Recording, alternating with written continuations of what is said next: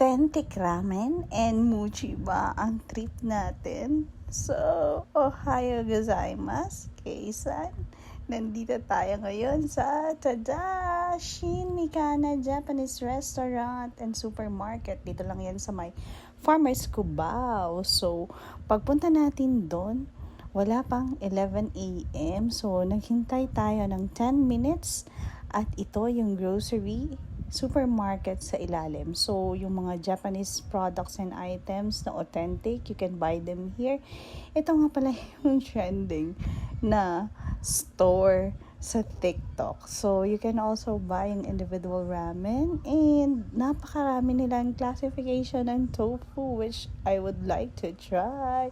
At sobrang cute din ng items. Gusto ko yung toyo mansin nila. Kaya lang single-use plastic. Pero very cute yung packaging. And then, meron tayong wasabi. At kung ano-ano pa. And also, yung different kinds of noodles meron din. At ito yung trinay kong mochi cafe yung sa akin. And then, I've also tried yung mango. Ito yung first time ko na authentic. Sobrang sarap. Lasang-lasang kape, lasang-lasang mango.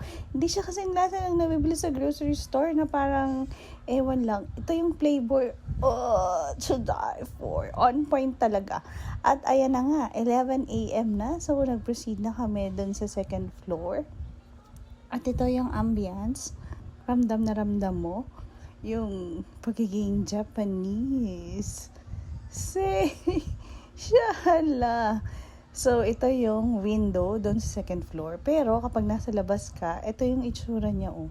Hindi masyadong maganda, but when you're inside, diba? Iba ang ambience. This is their menu, wide yung selection nila.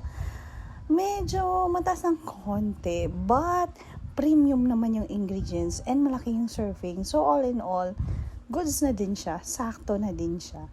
So, ang in-order namin is, of course, before pa dumating yung order, mabilis yung service water nila. So, we have the ramen, and then we have the gyoza. And nag-try din kami ng kanilang famous na drinks, which is the melon drink na may vanilla ice cream. At, syempre, hindi mawawala ang bento tempura. At, medyo kinapos kami. Sobrang sarap. So, nag-order pa kami ng ebi tempura.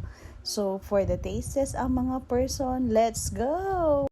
Yung gyoza nila, that's pork gyoza, sobrang linamnam, sobrang lasa niya. Although medyo maliit siya, but iba yung texture, masarap, delicate when you bite into it. And then it has this burst of flavor na masarap talaga. Gusto ko pa ulitin yun. And next, nag-try tayo ng mga side dishes dun sa bento box ng tempura. So, you have the egg and then yung cabbage yung nauna kanina. Yung cabbage masarap, yung egg sakto lang. At may kasama din palang soup yun. Miso soup. Regular lang. This one is the ramen. Sobrang thick ng broth. To die for. Uulit-ulitin mo. And then the noodles, medyo heavy, syempre authentic. But then, sakto siya. Pwede na siyang for sharing. Ang laki ng serving. So, ito na. Taste test.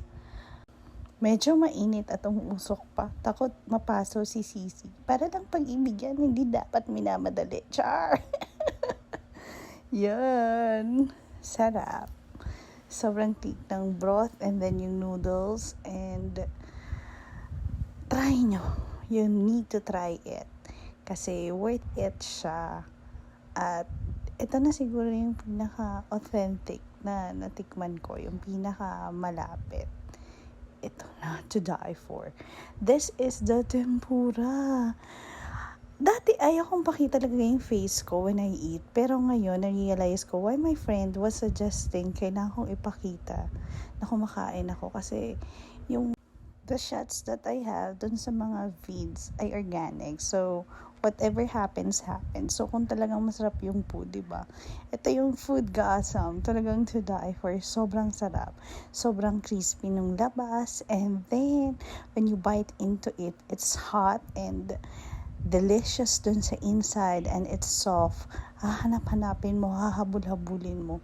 So, nag-try uli ako ng garnish dun sa kabila. ito talaga, oh. Imagine, naka-bento ebi na kami and then we ordered another ebi tempura just because sarap to die for. And this one, for your taste reference, ito ay melon with the vanilla ice cream. Pero, similar siya sa green apple McFloat ng McDo. And then, yun lang, may hint ng vanilla ice cream sa dulo. For taste reference, yun yung lasa niya, green apple McFloat. Hindi ko masyadong malasahan yung melon, but goods na rin. And then you have the cherries on top. So, I hope nag-enjoy kayo at itry nyo rin ito. Shin Mikana Restaurant, Supermarket sa Farmers.